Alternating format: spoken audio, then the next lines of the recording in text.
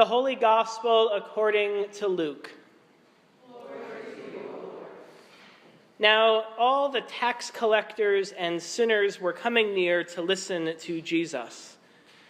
And the Pharisees and the scribes were grumbling and saying, "This fellow welcomes sinners and eats with them." So Jesus told them this parable. Which one of you, having 100 sheep and losing one of them, does not leave the 99 in the wilderness and go after the one that is lost until he finds it? And when he has found it, he lays it on his shoulders and rejoices. So when he comes home, he calls together his friends and neighbors, saying to them, "Rejoice with me, for I have found my sheep that was lost." Just so I tell you, there will be more joy in heaven over one sinner who repents than over 99 righteous persons who need no repentance.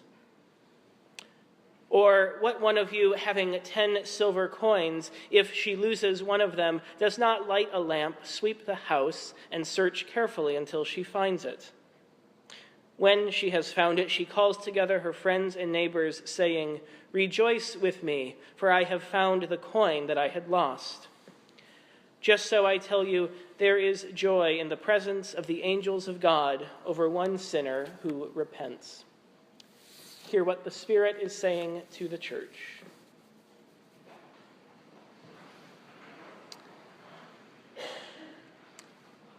Liturgical whiplash. It's what I call the result of hearing a bizarre pairing of seemingly disparate lectionary texts. On the one hand, there's the angry, vengeful God ready to smite the Israelites in Exodus, and yet it's precisely that kind of rash judgment that Jesus calls out in these parables from Luke that we just heard.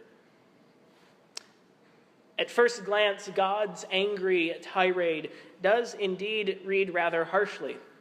God even opens by distancing God's self from the Israelites. He says to Moses, "Your people, whom you brought out of the land of Egypt." It's as if to say, perhaps in our own vernacular, "Not my circus, not my monkeys." And his decision to consume them and wipe their existence as a people from the earth, it seems rather excessive and even out of character for the God that just earlier in Exodus heard the groaning of the Israelite slaves in Egypt and liberated them from their oppressors. The medieval French rabbi, Rashi, offers some help here. His commentary on these few verses proposes that God's insistence to be let alone is actually a subtle hint for Moses to do just the opposite, suggesting that if Moses intercedes on behalf of the Israelites, God will not destroy them. And so Moses does just that. He starts by boldly turning God's words right back at God. "Your people, whom you brought out of the land of Egypt." But that's only the beginning of Moses' reminder to God of God's relationship with God's people. He goes on, "Remember Abraham. Remember your covenant promises. Remember how Abraham too once pleaded with you to save a whole city from destruction. Remember Isaac, the long-awaited son you promised to Sarah. Remember Israel. Remember how Jacob wrestled with you and became Israel, the one who strives with God. And remember Israel, the children of Jacob, who multiplied and grew exceedingly strong in the land of Egypt, who as a result became enslaved and oppressed, but whose cries you heard." But wait a minute. Surely God doesn't need to be reminded of all of that, right? Well, I suspect that Moses' plea is probably less a reminder for God and more a reminder for Israel and us. In keeping with Rashi's observation about this text, another commentator claims that the whole conversation between God and Moses is really sort of a divine setup. Just as Abraham's bargaining with God allowed him to measure and remeasure the height and depth and width of the divine bias toward mercy, the commentator writes, so too does Moses' plea remind us of that very same mercy. In other words, we might ask, did God ever really plan to destroy Israel? After all, the incident of the golden calf could easily have been told in one sentence. Israel screwed up. God forgave them anyway. But that doesn't make for a very compelling or interesting story. Instead, we read this fiery exchange between God and Moses. It calls out the gravity of Israel's sin, but in the process, it also makes God's grace and readiness to forgive all the more profound.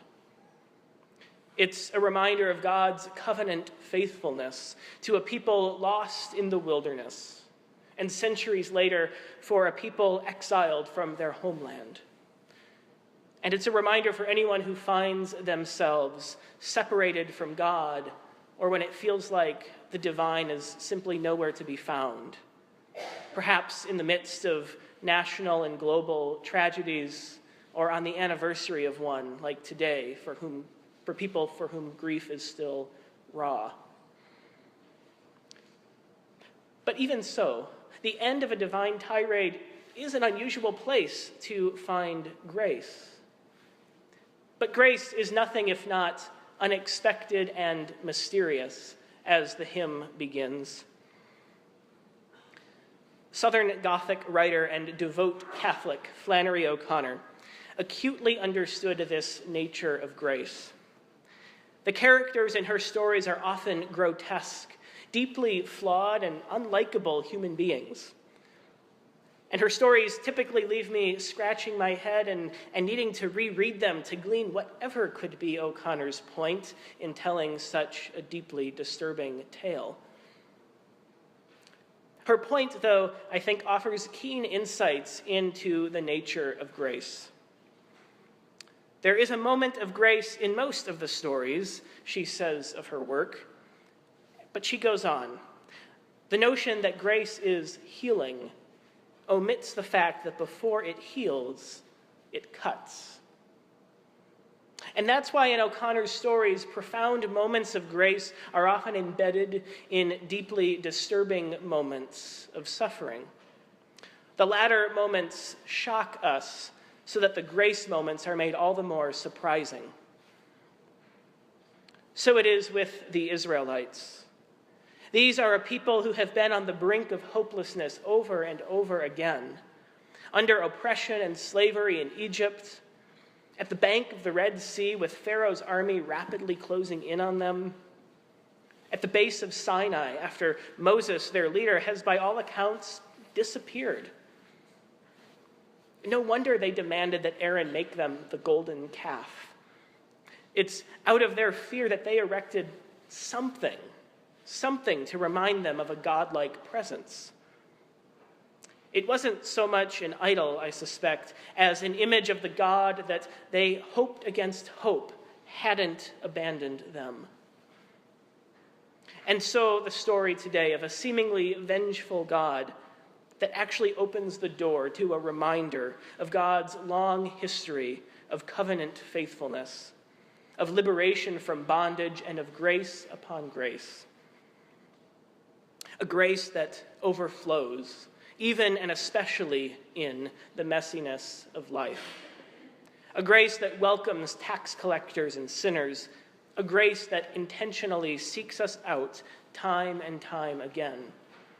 A grace that always precedes and stands at the ready to embrace us. Thanks be to God.